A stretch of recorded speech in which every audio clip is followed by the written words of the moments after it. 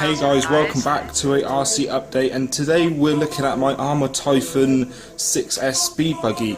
Now, I haven't actually used this buggy for quite a while, and there are a couple of very good reasons why I haven't done that. So, recently I passed my driving test, so I can actually drive a real car, and so I've been kind of accumulating money to go towards a actual real car. That's why I haven't actually spent a lot of time or money on RC recently, but that will soon be changing. But that's one reason anyway. The second reason is this car has actually had a very bad crash, which resulted in a few key components breaking, the fact I couldn't drive it, and obviously I just haven't had the money to spend to fix it. But that's all changed. I've ordered the parts that I need to fix it, but I'm planning on turning this into a race buggy. Hopefully, if my plans work out, I can get to the track and stuff, and I can actually get this buggy to go practice with, just for a laugh. But basically what happened is I was doing some speed runs with it, no film or anything like that, no gun, just seeing how fast it would actually go. And for some reason my radio just lost connection with the car for a very split second, like 0.1 of a millisecond, something ridiculously small like that. And the car just went full throttle into a wall, and it was like happening in slow motion.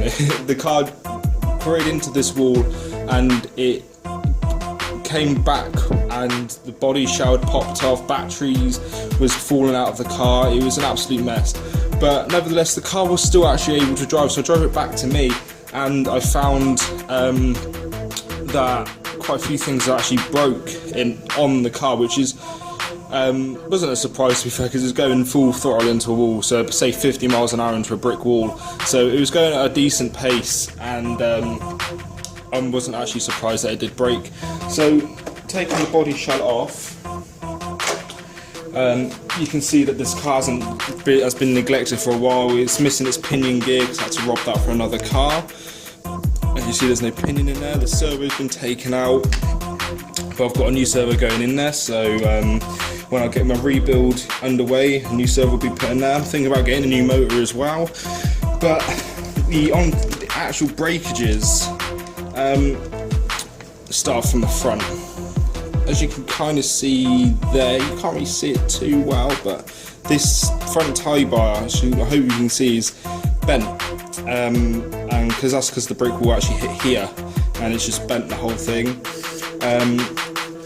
The rear suspension hinge pin holder, as you see just down in there, hopefully, there you go, is broke, so the A-arm can sort of wiggle about all over the place. There isn't actually anything bracing it. But the biggest thing is my chassis has actually bent. So I don't actually know if you're going to be able to see this or not. You can kind of see it. It's kicked up way much on the front because that's where it hit, and it's also been bent to the side as well. So this chassis plate does need to be replaced. I was going to straighten it out, but after a look at the wear on this thing, as you can see, I think getting a new chassis isn't such a bad idea.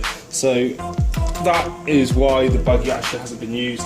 That is the problems I can see just examining the car just by looking at it, but I don't know if the front diff has been affected or anything like that. I haven't actually opened it up since the crash. Like, I know it's a bit stiff at one side. This side of the car is very stiff, and I can't understand why. This side's free, this isn't, so I don't know if something's actually gone wrong with the diff or something's just binding at the wheel hub. But all that will be investigated when I actually come to fix the car. Along with the rebuild, as I said, I might get a new motor for the car, depending how it goes at the track. I may also get a new motor. I've got a servo for it. Obviously I need some new wheels and tyres for racing. I'm also thinking about giving it a new look as well. So a new body shell, new wing, new paint scheme and stuff. That'll be later on down the line after I fix it, of course. what else needs to be done? There's not a lot that needs to be done really. I did use the Team Durango DEX8 mud flaps on the rear here, and they're direct, but they are a direct bolt on, as you can see there. I just kind of like the look of them really, and they obviously sort of defend the rear dog bones from grass and muck and all that kind of stuff. What else can I say? There's not, I mean, apart from that crash which resulted in the whole thing kind of messing up the front, there's not much else to update you guys on. I mean, I've got a new chassis plate coming. I've also got the a full set of hinge pin holders, so I'll replace this, and probably the rears as well, because the pins are probably kind of rusted, or surface corrosion, which makes them increases the stiction, resulting in the suspension not working as it should. But that is the main things that have happened to the car. Is there anything else I can really tell you about? I mean, the car itself is a solid car, absolutely solid car. It's based on a racing platform, obviously the DEX8, and hopefully once I get it all ready to go to the track again, it will perform. It will perform brilliantly. I mean, I do think I need to change out the front springs, because it does kind of sag when batteries are actually loaded in this car. The front sags, the rear is not so bad, but the front sags quite a bit. So if you know of any springs that fit these shocks and which you guys use, please put them, comment down below and tell me what you guys think. But yeah, I mean, there's not a lot I can really do to this to get it to race spec unless I change also the DEX8 parts, but that's a costly investment to do that. I'm also thinking about getting carbon fibre shock towers as well later on down the line, but for now I just want to get it all fixed onto its new chassis plate. I'll probably rebuild the whole thing actually as I do that. But yeah, that's pretty much it. The body shell has obviously seen better days. You can kind of see where it hit the wall. It really forced the body mounting hole. Also split here as well, so it kind of gives you an idea of how much force there was on the car when it actually hit brick wall.